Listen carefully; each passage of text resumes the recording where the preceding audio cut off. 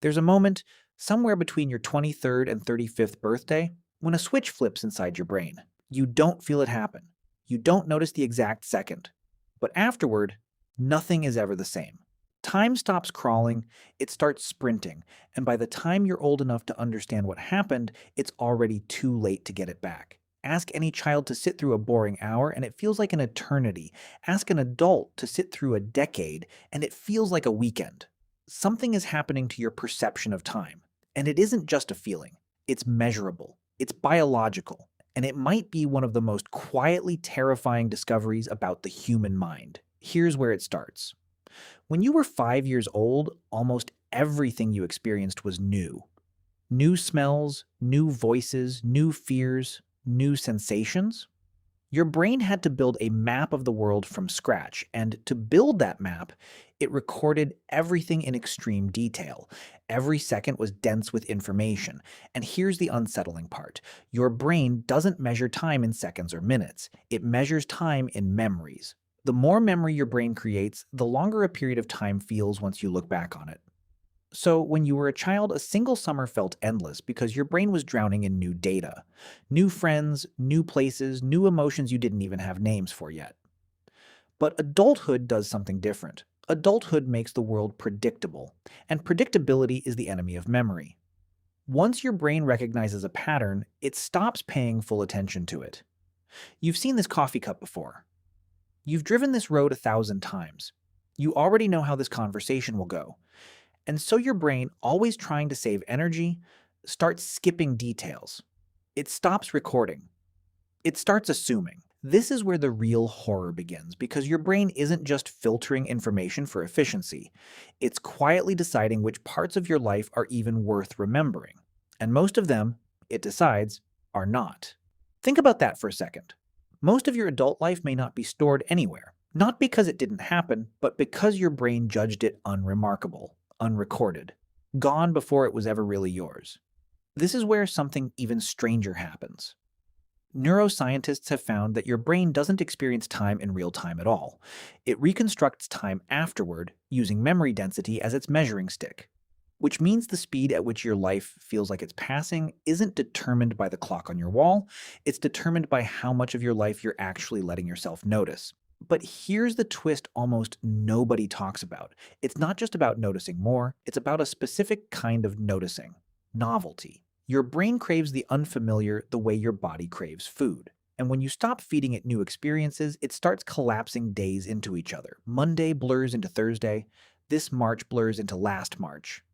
You start living in a loop so smooth, so optimized, so comfortable, that your own mind begins erasing you from your own timeline. And this is where it gets even darker, because the very things modern life tells you to want, stability, routine, comfort, predictability, are the exact conditions that accelerate this psychological time collapse. The safer and more efficient your life becomes, the faster it disappears behind you. Consider how strange this is. You spend your 20s building a stable career, a stable relationship, a stable home.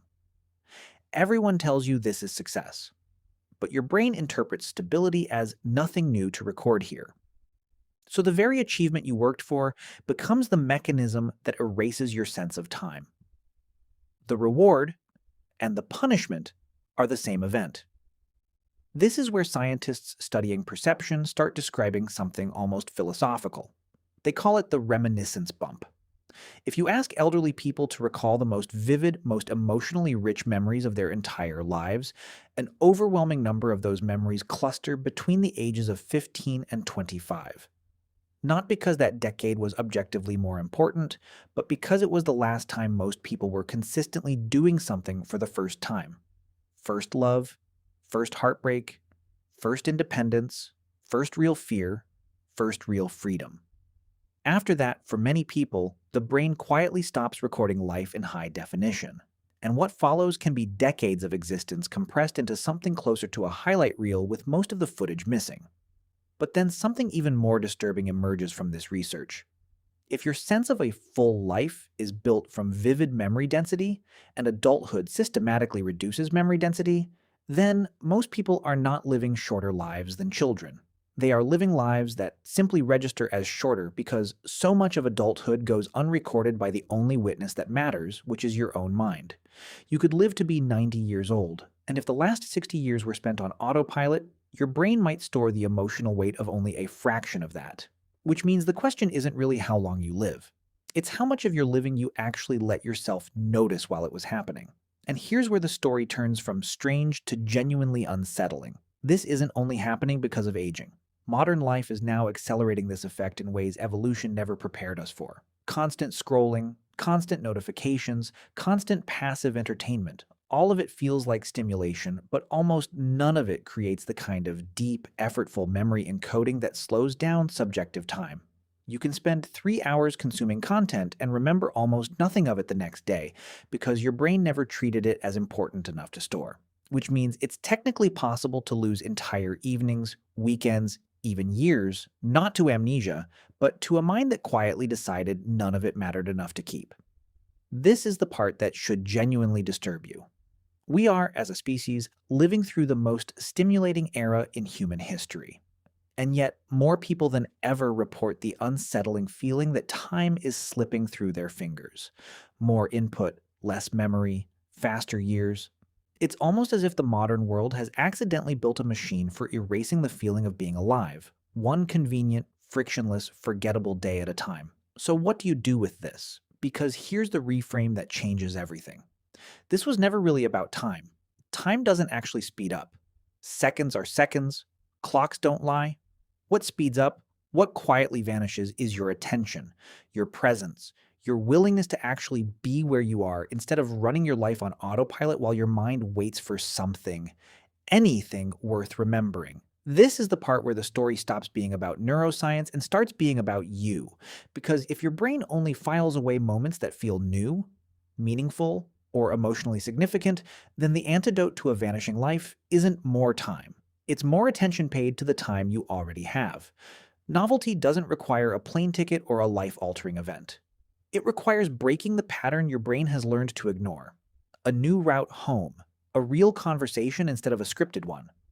A moment where you actually look at the person in front of you instead of performing the motions of listening.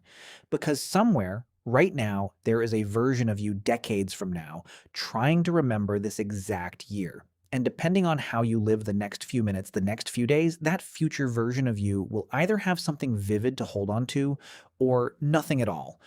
Just a blur. Just a feeling of years that disappeared without permission. Time isn't actually speeding up. You are simply disappearing from more and more of it, one unnoticed moment at a time. And the most haunting part is this. Nobody will ever tell you when the recording stopped. You'll only find out decades from now, staring at a life that felt like it lasted 5 minutes, wondering where all of it actually went.